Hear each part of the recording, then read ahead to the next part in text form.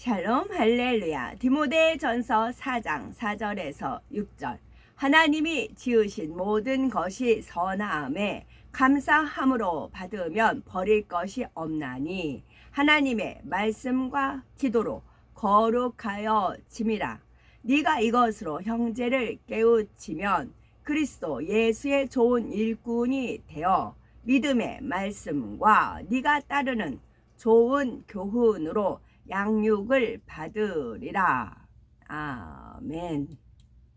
그리스도 예수의 선한 일꾼 세 번째입니다.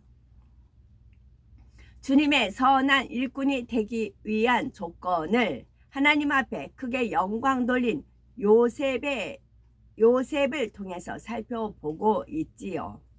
요셉이 하나님의 뜻을 이루기에 합당한 일꾼으로 택함받은 세 번째 이유에 대해서 증거하고자 합니다. 요셉은 하나님께서 주신 꿈을 소중히 여기는 사람이었습니다. 어릴 적 꾼 꿈을 하나님께서 주신 소망으로 붙잡아 어렵고 힘든 상황에서도 좌절하지 않고 힘차게 나갈 수 있는 원동력으로 삼았지요. 결국 대반전의 역사로 죄수의 신분에서 애굽의 총리가 되었던 요셉은 연단의 시간대 배우고 익힌 정치, 경제, 국정 운영 등을 통해 통치자로서의 능력을 마음껏 발휘할 수가 있었습니다. 7년 풍년이 끝나고 7년 흉년에 접어들자 당시 애굽뿐 아니라 요셉의 아버지 야곱과 형제들이 살고 있는 가나안 땅도 기근이 들었습니다. 이에 요셉의 형들이 곡식을 구하러 애굽의 총리가 된 요셉 앞에 나와 절하며 도움을 청합니다. 형들을 알아본 요셉은 어릴 적 꾸었던 꿈이 생각났습니다.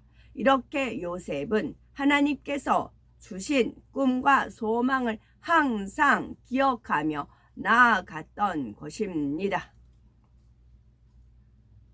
우리도 각자가 하나님께서 주신 꿈과 소망, 레마의 말씀들이 있지요. 저 또한 마찬가지로 낮아지고 섬기는 자, 이것이 큰 자이니라, 이 말씀을 주셨어요. 낮아지고 섬기는 자, 이것이, 그래서 큰 자라는 건 아예 생각해보지도 않았고요. 그래가지고 낮아지고 섬기는 거, 어딜 가든지 이 말씀이 항상 이제 표대가 됐어요. 낮아지고 섬기는 자, 낮아지고 섬기는 자. 그 다음에 마리아가 좋은 편을 택하여 빼앗기지 아니한 같이 너도 그리하여라 라는 말씀이 있었어요. 그래서 어느 것을 이렇게 어떤 이제 판별하고 어떤 것을 이렇게 선택을 할 때 좋은 편, 나 보기에 좋은 편이 아니고 하나님 보시기에 좋은 편을 택해요. 그리고 그거를 빼앗기지 아니하고 붙들고 나갔어요. 그래서 어떤 연단, 시험, 그런 환난, 여러 가지 것들이 있었지. 그것을 이길 수가 있었어요. 그랬더니 그게 30대에 주신 말씀이었어요. 그래서 30여 년 세월이 흐르고 나서야 하나님께서 이제 은혜를 베풀어 주셨지요. 이렇게 요셉이 주신 꿈도 있지만 각자 하나님께서 주신 말씀들이 있어요. 이 말씀을 늘 기도하면서 본인 것으로 삼으면 하나님께서 원하시는 비전을 이룰 수가 있습니다. 그래서 저는 낮아지고 섬기는 자, 또 좋은 편을, 마리아가 좋은 편을 택하여 빼앗기지 아니함 같이 너도 그리하라 그러셨거든요. 너무 확고한 말씀을 주셔서 진리 선택하고 선을 선택하고 사랑을 선택하고 빛을 선택하고 낮아지는 거 선택하고 섬기는 거 선택하고, 그래서 고민할 것도 없었어요. 그런 은혜가 저는 말씀 속에 주어졌죠. 각자가 또 있으실 겁니다. 우리는 하나님께서 주신 소망과 은혜를 잊지 않고 붙들고 있습니까? 전지전능하신 하나님을 믿고 의지한다면 어떤 어려움도 믿음과 소망으로 바라볼 수 있으므로 기쁨으로 승리할 수가 있습니다. 하나님의 뜻을 이루기에 합당한 일꾼으로 요셉이 택함 받은 이유는 첫째, 연단 가운데 주어진 환경을 기쁨으로 받을 수 있는 선한 마음을 가졌습니다. 두 번째는 하나님께서 주신 꿈을 소중히 여기는 사람이었습니다. 세 번째는 하나님께서 주신 꿈을 온전히 이루기 위해 늘 깨어 근신했던 사람이었습니다. 하나님께서 우리에게 큰 꿈을 주셨다 해도 세월이 흘러 잊어버리거나 단순히 하나의 꿈으로 치부하여 그것을 이루기 위해 노력하지 않는다면 아무 소용이 없습니다. 또한 주신 꿈을 잘 이루어 왔더라도 어느 순간 사단의 미혹을 받아 진리에서 떠나버리면 이 또한 아무 소용이 없지요. 그러므로 우리는 주님 오실 때까지 주신 꿈과 모든 사명을 온전히 이루어 드리기 위해 늘 깨어 근신해야 합니다. 사도 바울은 큰 권능을 행한 사도였지만 늘 깨어 근신함으로 하나님의 뜻을 온전히 이룰 수 있었습니다. 그러나 이와 반대로 깨어 근신하지 않았던 사람들은 어떠했습니까? 하나님의 사사였던 삼손은 하나님의 말씀을 명심치 않아 사망의 길을 가면서도 하나님께서 이미 자기를 떠나신 줄을 깨닫지 못했지요. 삼손은 사사 시대의 인물로 블레셋에게 고통을 당하는 이스라엘 백성을 돕도록 하나님께서 큰 힘을 주셨습니다. 그는 맨손으로 사자를 죽였고 자신을 잡으러 온 블레셋 사람 1,000명을 죽이기도 하였습니다. 이에 블레셋 사람들이 삼손을 두려워할 수밖에 없었지요. 하지만 삼손이 하나님의 말씀에 불순종하여 여호와께서 떠나시니 하나님께서 허락하셨던 능력인 큰 힘을 잃어버렸습니다. 결국 블레셋 사람들에게 잡혀 눈이 뽑히고 짐승처럼 맷돌을 돌리는 비참한 신세가 되었지요. 이스라엘의 초대 왕이었던 사울 역시 교만함으로 하나님의 말씀에 불순종한 결과 버림을 받았습니다. 사무엘 선지자가 여러 차례 지적해 주었지만 깨닫지 못하고 계속 자신의 유익을 쫓아 악으로 행하니 결국 비참한 죽음에 이르렀습니다. 이들처럼 하나님의 일꾼으로 쓰임 받다가 버림받는 사람이 되지 않기 위해서는 항상 깨어 근신해야 합니다. 그러면 우리가 늘 깨어 근신하기 위해서 어떻게 해야 할까요? 항상 하나님의 말씀을 명심하고 그 말씀대로 지켜 행해 나가야 합니다. 요셉은 하나님을 경외하여 말씀대로 지켜 행했고 악에서 떠남으로 깨어 근신하는 삶을 살았지요. 보디발의 아내가 유혹해 올 때도 내가 어찌 이 큰 악을 행하여 하나님께 득죄하리까 하며 단호히 거절하는 것을 볼 수가 있습니다. 이처럼 오직 하나님 말씀대로 행함으로 하나님 앞에 영광 돌리는 삶을 살았지요. 하나님의 약속은 우리가 진리대로 살아갈 때 이루어집니다. 하나님의 약속은 우리가 진리대로 살아갈 때 이루어집니다. 축복의 말씀을 주셨어도 내가 불순종하면 축복과는 거리가 멀어지는 것이지요. 하지만 신속히 회개하고 진리 가운데 다시 행하면 하나님께서는 용서하시고 은혜 주시며 기회를 주십니다. 또한 요셉은 하나님께서 주신 꿈을 이루기 위해 매사에 하나님 중심으로 행함으로 하나님을 기쁘시게 해드렸습니다. 창세기 39장 3절에 그 주인이 여호와께서 그와 함께 하심을 보며 또 여호와께서 그의 범사에 형통케 하심을 보았더라 했습니다. 애굽 사람인 보디발은 하나님을 믿지 않았지만 요셉을 보며 하나님을 인정하였습니다. 어떻게 그럴 수가 있었을까요? 이는 요셉이 평소에 기도하는 모습과 여호와를 의뢰하는 행함을 보였기 때문입니다. 또한 주인인 보디발에게 칭찬과 인정을 받을 때마다 하나님께 영광을 돌림으로 하나님의 도심을 인정할 수 있었습니다. 요셉이 감옥에 갇혔을 때는 어떠했습니까? 창세기 39장 23절에 전옥은 그의 손에 맡긴 것을 무엇이든지 돌아보지 아니하였으니 이는 여호와께서 요셉과 함께 하심이라.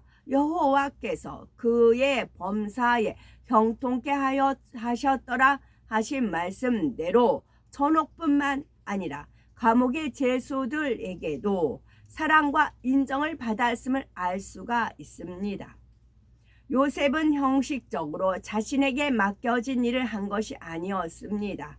꿈을 꾼 두 관원장에게 오늘 어찌하여 근심빛이 있나이까 하고 묻는 장면을 통해서 상대의 마음까지 살필 정도로 마음과 정성을 다해 주어진 일을 잘 감당했음을 알 수가 있습니다. 이렇게 요셉은 감옥에서 왕의 죄수들을 마음으로 섬기는 것은 물론 자연스럽게 궁중의 예법과 규율, 국법과 국정 운영에 등에 관한 폭넓은 식견과 능력까지 키울 수가 있었던 것입니다. 요셉에겐 그곳이 감옥이 아니라 오히려 애굽의 총리가 되는 최단기 속성 과정을 배우는 학교와도 같은 곳이었지요. 게다가 장차 왕과 직접 연결될 수 있는 가장 빠른 길이었습니다. 겉으로 볼 때는 종으로 팔려갔고 더구나 감옥에 갇혔는데 어떻게 형통하다고 하는가라고 생각할 수가 있습니다. 하지만 하나님이 함께 하신 열매를 보아야 합니다.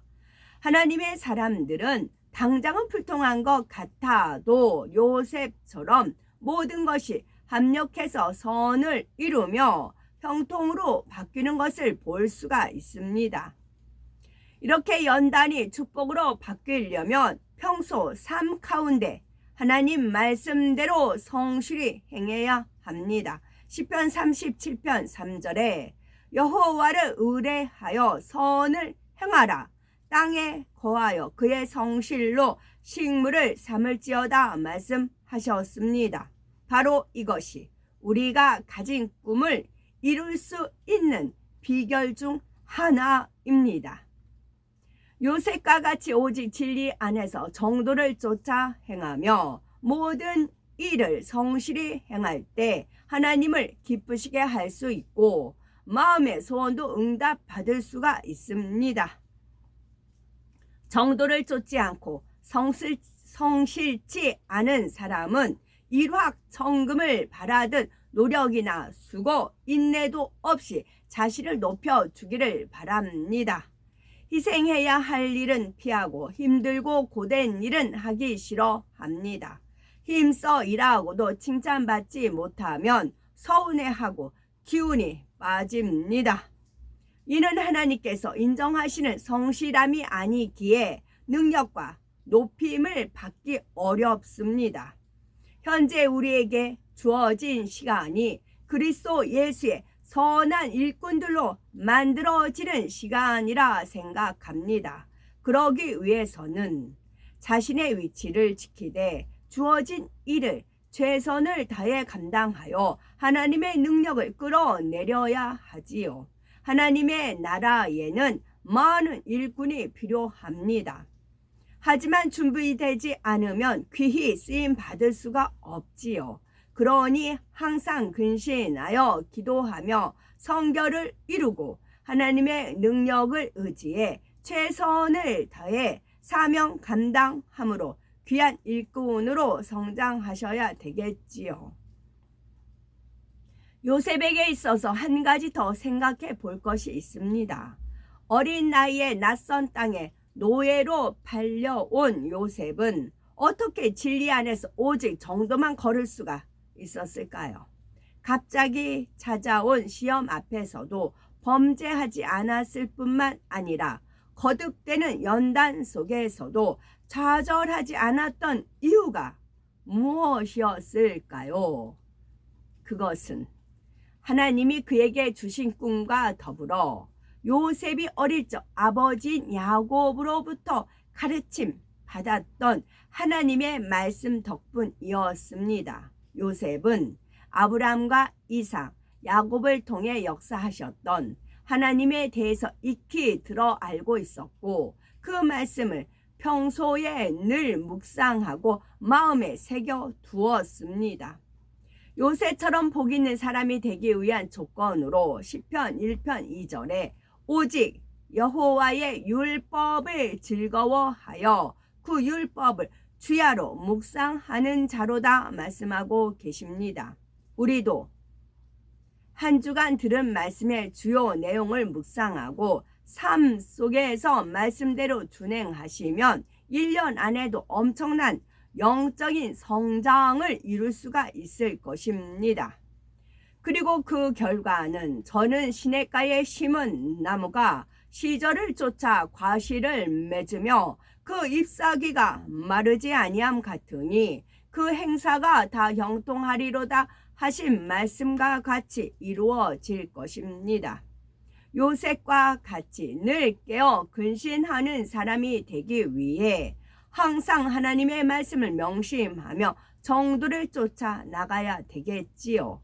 그럴 때 우리가 주 안에서 품은 모든 꿈을 신속히 이루어 나갈 수가 있으며 천국에서도 참으로 복되고 영광스러운 자리에 들어갈 수가 있는 것입니다.